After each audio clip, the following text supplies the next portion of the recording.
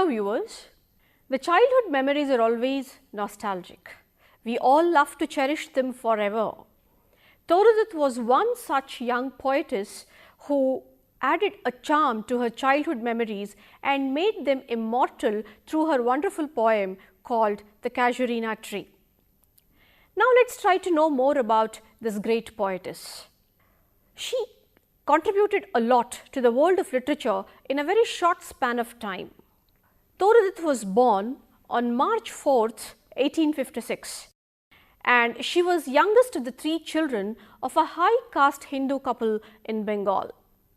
His father, Babu Govind Chandra Datt, was himself distinguished among his countrymen for the width of his views and vigour of his intelligence. His only son Abju died in 1865 at the age of 14 and left his two younger sisters to console their parents. Aru, the elder daughter, born in 1854, was 18 months senior to Toru. She was born in Calcutta on the 4th of March 1856. With the exception of 1 year's visit to Bombay, the childhood of these girls were spent in Calcutta at their father's garden house till November 1869, after which Toru and her sister Aru travelled to France, Italy and then England.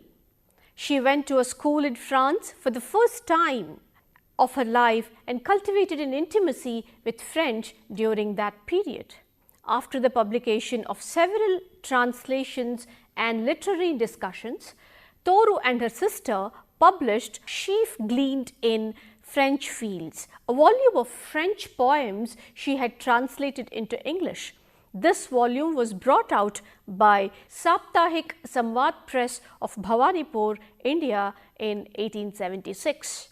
8 of the poems had been translated by her elder sister Aru, and this volume came to the attention of Edmund Gosse in 1877 and reviewed it quite favourably in the Examiner that year.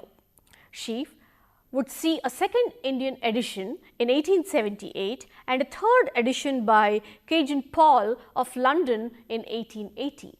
But Toru Datt lived to see neither of these triumphs. Toru Datt paid her debt to nature, leaving her parents totally deserted and depressed at the age of 21 on 30th August 1877, and she left behind her an imperishable legacy. She lived and wrote at a time when cultural studies were at an incipient stage of development, and the idea that mythologies hold the key to understanding people were not properly realized. She was one poetess who made us realize that the great Indian mythology is the very base of human psyche and Indian culture. With her amazing insight into things, Toru Datt realized the importance of Indian myths and legends. She instinctively realized that Indian poetry, to be truly great, must be inspired by Indian myths. Her collection of poems, Ancient Ballads and Legends of Hindustan, reveals how evenly shadowy figures of legends can come alive when romantically treated. At the time of her death, she left behind 2 unpublished novels. La Journal de Mademoiselle de Hours, thought to be the first novel in French by an Indian writer, and Bianca for the Young Spanish Maiden, thought to be the first novel in English by an Indian woman writer. In English, in addition to an unfinished volume of original poems in English, Ancient Ballads and Legends of Hindustan. Look at the variety of literary chunks she contributed to the great world of literature. As for Toru Datt, she rendered several French poems into delightful English verse. Thus, she interplayed the culture of her land with that of England and France. The noted French critic and writer James Darmestitter makes a correct evaluation of Toru Datt when he observed thus: "This daughter of Bengal So admirably and strangely gifted, Hindu by race and tradition, an English woman by education, a French woman at heart, poet in English, prose writer in French. Toru was in fact a citizen of the world and not of any particular race or community.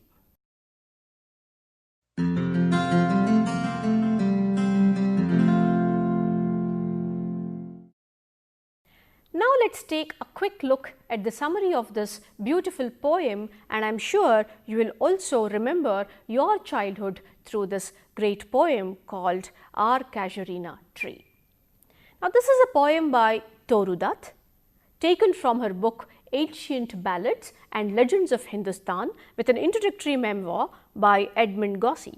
The poem gives an objective description of the tree and the charm associated with the poet's childhood. It begins with an account of the giant tree with a creeper wrapped around it like a huge python. It is the center of the busy life of birds and beasts. The tree is depicted as grand and charming. It has become dear to the poetess because of the memories that surround it. Memories of a time when they are as happy as children played under its shade. The thought brings out an intense yearning for the playmates who are now no more alive. For their sake, the tree has become an immortal memory to the poet's joyous past, which the cruel waves of time had swept away. The last stanza unfolds the desire of the poet for the immortality of the tree. A simple tree like Casuarina tree, it has enriched the imagination of this young poetess, and she has immortalized her thoughts so beautifully that it has remained on the minds of the readers forever. In the poem, the poetess celebrates the beauty and the majesty of the tree. She uses the medium of the tree to receive her memories of the past. The poet attempts to recapture the happy time of her childhood in the company of her siblings Abju and Aru. She immortalizes those glorious moments of happiness by recalling the memory of the tree. The emphasis goes beyond that one tree. The poet delicately recaptures the past and binds it to her present. The tree has been made immortal by Toru Datt. Our Casuarina Tree, a poem by Toru Datt, is one of those most representative poems. The poem reveals the influence of Keats on her. The first two stanzas are imaginative and sensuous description of the Casuarina tree, replete with imagery taken from nature. These two stanzas conform to Milton's conception of what poetry should be: simple, sensuous and impassionate. Both the tone changes to melancholic reflections in the third stanza. Toru Datt explains why the Casuarina tree is so dear to her, not because of its magnificence, but because she, her brother and sister, both of now are dead, used to play together beneath this great tree when they were little children. The image of the tree rises in her memory till her eyes become dim with tears.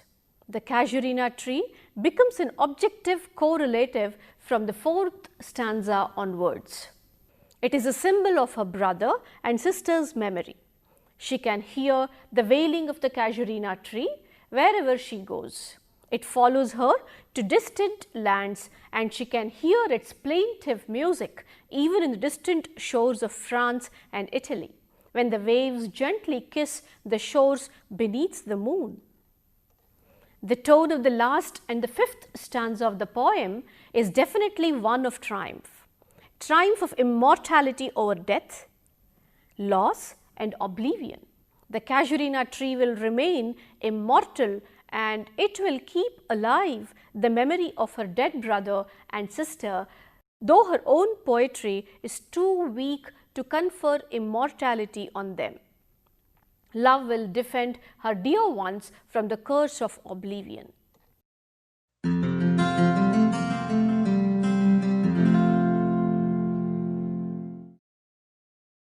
The poem reflects her deep felt admiration, affection and desire for the tree, which is freely linked in her mind to her homeland. When she was abroad, Datt longed for her native land, and the one symbol of all those memories in her mind was the Casuarina tree. The Casuarina tree belongs to the she oak or beefwood type of trees and is mainly found in southern parts of India and Australia. It is somewhat similar to the birch tree, and its total look resembles to the plumage of cassowary bird from which it has derived its name. The tree in Toru Datt's Casuarina tree stands for the motherland with its giant stature. It is indented with scars that has been inflicted by the past trials and tribulations. The rugged trunk hints at the antiquity and culture. The tree reaches for the stars and represents the aspirations of millions. The python-like creeper stands for the cultural invasion that the country has faced. The symbol of the python represents an objective outlook, as foreigners have always viewed India as a land of snakes and magicians. It gallantly wears the culture with dignity. It accepts the invasion of the creeper and utilizes it as an embellishment or scarf that enhances its appearance. The gathered bird and bee emblematize communal activity in India, as it is a conglomeration of various cultures and religions. Creeper climbs, in whose embraces bound no other tree could live. By these lines, the poetess signifies that no other country could have absorbed these foreign elements and yet maintained its own identity. What a beautiful way to remind the readers to remember their own roots and not to forget them or get carried away by foreign culture. The python like a scarf as an embellishment and protective cover that only enhances its dignity. The symbol of the scarf may also refer to the concept of modesty in Indian culture, where the femininity of a woman is synonymous with modesty. Flowers are hung in crimson colors all the bough along. Crimson is a bold color, and it is a color of festivity. The bird and bee and their songs represent the rich natural vegetation. Lines like "with one sweet song that seems to have no close" underline the rich cultural tradition that fails to die away. It exists even while men repose. It lends the speaker an inherent delight as she opens her windows to look at it at dawn. A beautiful time to admire nature and its eternal beauty. It is also an abode to the animal world, as the statist baboon resets on it at winter, and a source of amusement to the offsprings as they play on it.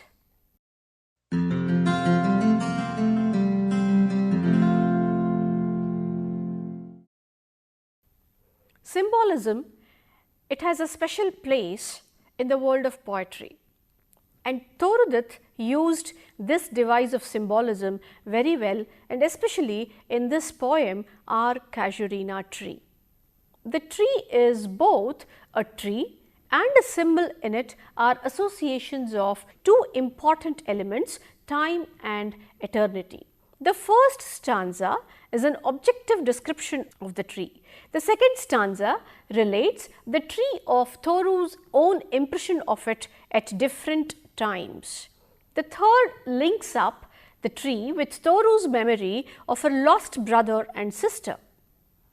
The memories of her siblings always haunted her throughout her short life.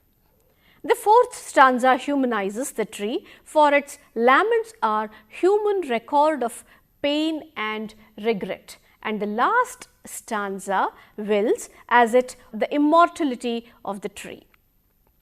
The 11th line of stanza form with the rhyme scheme A, B, B, A, C, D, D, C CEE is worthy of commendation. The poet's childhood with her siblings have deep associations with the tree. Since they are no longer alive, their memory is more poignant. The poet wants to make the tree immortal like the yew trees of Borrowdale sanctified by Wordsworth in his poetry. In the poem Our Casuarina Tree, Toru refers to the scene of her earliest memories, the circling wilderness of foliage, the shining tank with the round leaves of lilies, the murmuring dusk under the vast branches of the central Casuarina tree. She brought with her from Europe a store of knowledge that would have sufficed to make an English or French girl seem learned. But in her case, it was simply miraculous. Immediately on her return, she began to study Sanskrit with the same intense application which she gave to all her work, and mastering the language with extraordinary swiftness, she plunged into its mysterious literature.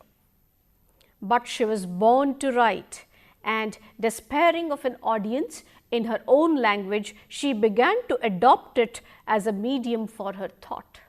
Very rarely we come across such great personalities who recollect their roots and work on them.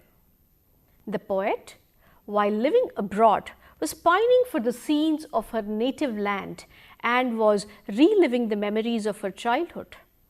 In the first part of the poem, the poet depicts the Casuarina tree trailed by a creeper vine like a huge python, winding round and round with the rough trunk sunken deep with scars. It reached to the height touching the summit near the stars. The Casuarina tree stood alone, unaccompanied in the compound, wearing the scarf of the creeper hung with crimson cluster of flowers among the boughs, occupied by the bird and the hives of bees humming around. At nights, the poet's garden overflowed with the sweet songs of nestled birds, while tired man took rest in its shade. The poet recalls when at dawn she used to open the window of her room, her eyes rested upon the Casuarina tree, and derived a strange kind of delight. This shows how deeply she was in love with nature. And often in the day of winter, she happened to see on its crest a grey baboon sitting stunned and alone like a statue. O sweet companions, loved with love intense, for your sakes shall the tree be ever dear. To the poet's imagination, the tree in sympathy makes a sound like a dirge, funeral song, or an elegy, like the sea breaking on a shingle beach, the eerie speech, unnatural, strange, and peculiar, she thinks may haply reach the unknown land and strike a chord of memory there. Such a wail had always this power over her own mind. Even when heard by the seashore in France or Italy, it had always sent her thoughts winging its way hopeward, bringing remembrance of the tree as seen and loved in childhood. The last verse of the poem, with its note of romanticism, hints at a desire for immortality of verse and ends with this beautiful line: "May love defend thee from oblivion's curse." The 11-lined stanza in which the poem is written is a new and very successful experiment.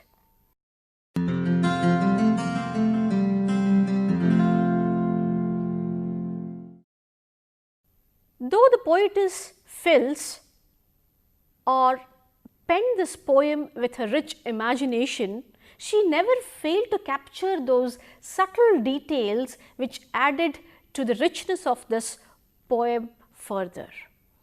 The poetess gives us minute details of the occupants of the tree and how they enjoyed their stay there. The birds used to wait for the sunrise, and its puny kids leapt about and played on the lower boughs. Early in the morning, The sleepy cows were led to the pastures, and on the way they passed by a broad pond undershadowed by a hoar tree. The pond was covered by overlapping and overspreading water lilies flowered like the sheet of snow. Look at the beautiful comparison, lilies and sheet of snow. The poet here reveals why the Casuarina tree was so dear to her soul. It was because she played with her sweet companions and friends whom then the cruel waves of time had scattered them like the loosened leaves, and she could not see any of them again. Only the sweet memories were left behind. Though they were sweet, yet they were so painful for those poignant hours which cannot be fetched back. The poet grew up, but the memories of the sweet moments stored in her mind were still young. The tree is dear to the poetess because it is the soul bond between her past and present. When she calls it, a chain of pleasant and poignant memories come to her mind.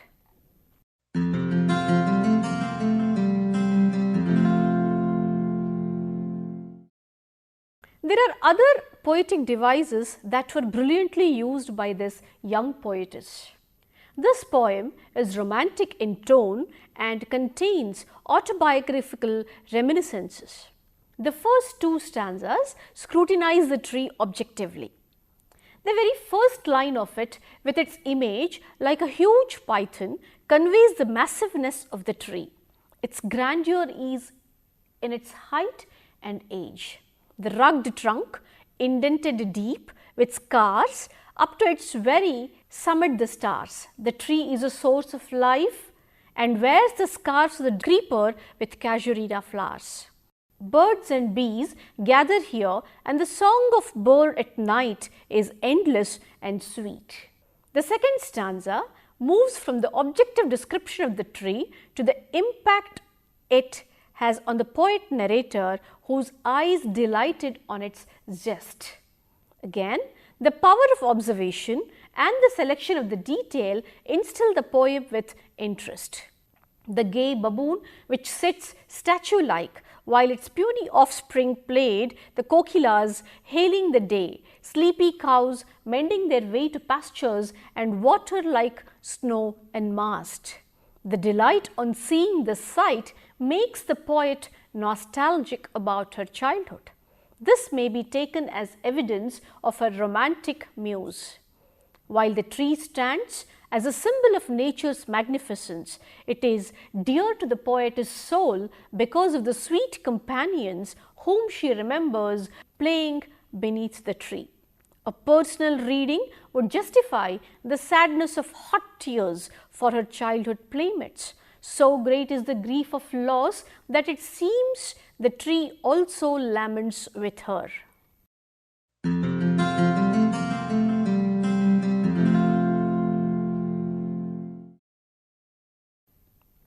This sonnet has been considered as beautiful poetic pieces, the outbursts of poetic genius. It's a memorable poem. It is an admirable blend of local touches and literary reminiscences, of objective description of the actual tree and the charm of association with Toru's childhood. To the poet's fancy, the tree in sympathy sounds a dirge like murmur, like the sea breaking on a shingle beach. It is the eerie speech or lament of the tree that she hopes may perhaps reach the unknown land. Such a wail always strikes a chord of memory in her. Even when she was travelling in France or Italy, it had always sent thought winging its way homeward, bringing recollections of the poem with its rich romantic fervour, and it unfolds a desire of the poet for the immortality of the verse and ends with the delightful line. And what is that line? May love defend from oblivion's curse. This poem is written in 11-line stanza form, rhyming A, B, B, A, C, D, D, C, E, E, E. It is certainly a new and very successful experiment and is worthy of Keats.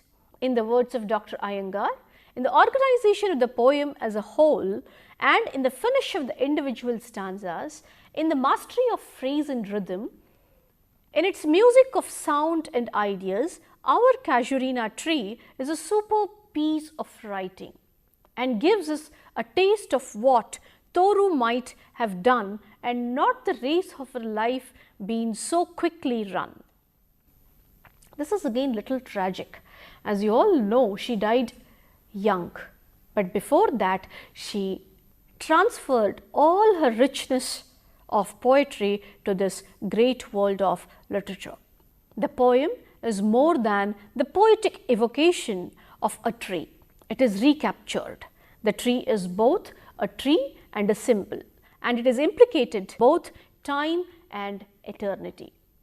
The tree in Toru Datt's Our Casuarina tree stands for the motherland with its giant stature. It is indented with scars that has been inflicted by past troubles. The rugged trunks hints at the antiquity of the culture. The tree reaches for the stars and represents the aspirations of millions.